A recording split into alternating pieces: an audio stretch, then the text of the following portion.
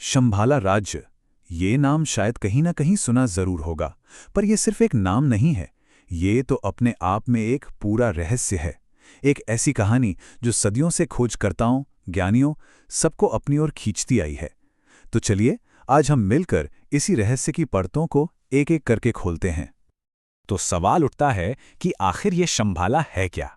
क्या ये कोई छिपा हुआ स्वर्ग है जैसा कहानियों में बताया जाता है, या भविष्य से जुड़ी कोई प्राचीन भविष्यवाणी, या फिर ये कोई ऐसी जगह है जिसे बाहर नहीं बल्कि अपने ही अंदर खोजना पड़ता है?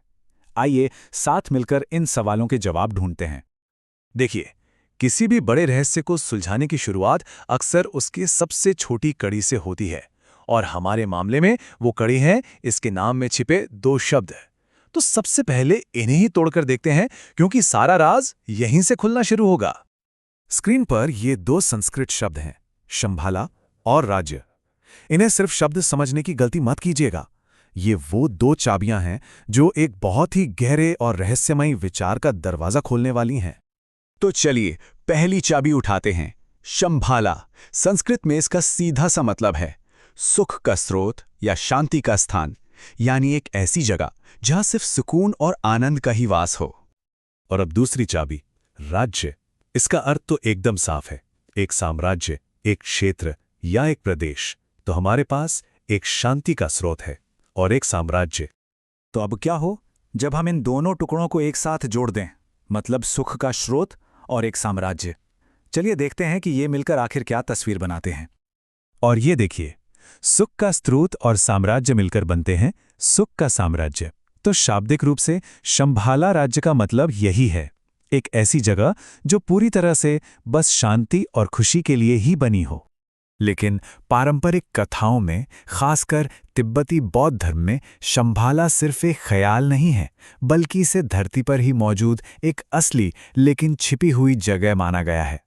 कहते हैं कि ये मध्य एशिया के पहाड़ों में कहीं छिपा एक पौराणिक स्वर्ग है, जहां ज्ञानी राजाओं का शासन है और शांति ही जिसका एकमात्र नियम है। लेकिन कहानी में एक दिलचस्प मोड़ अब आता है। क्या शंभाला सिर्फ एक भौतिक स्थान है जिसे किसी नक्शे पर ढूंढा जा सकता है, या फिर इसका कोई और गहरा आध्यात्मिक मतलब भी है? जरा एक बात सोचते हैं, क्या ऐसा हो सकता है कि ये सुख का साम्राज्य किसी बर्फीले पहाड़ पर है ही नहीं, बल्कि हमारे अपने ही अंदर मौजूद हो? क्या हो अगर ये कोई जगह ना होकर मन की एक अवस्था हो? और यहीं पे ये पूरी अवधारणा वाकई बहुत दिलचस्प हो जाती है। शंभाला की दो तस्वीरें उभरती हैं।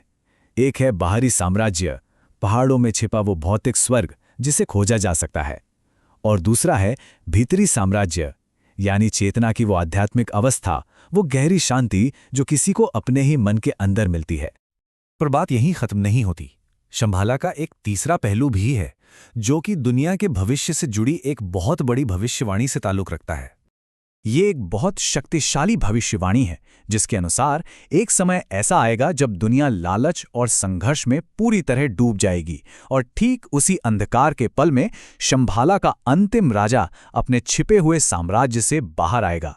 वो अंधकार की ताकतों के खिलाफ एक महान युद्ध लड़ेगा, और उसकी जीत के बाद पूरी दुनिया में एक नए स्वर्ण युग की शुरुआत होगी, शांति और सद्भाव का एक नया युग।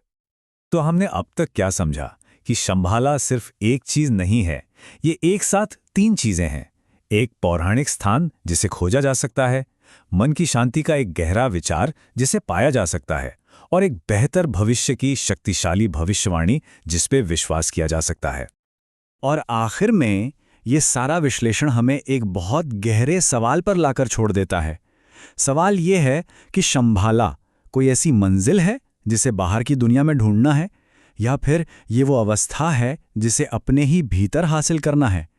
इसका जवाब शायद हर किसी को अपने अंदर ही खोजना होगा,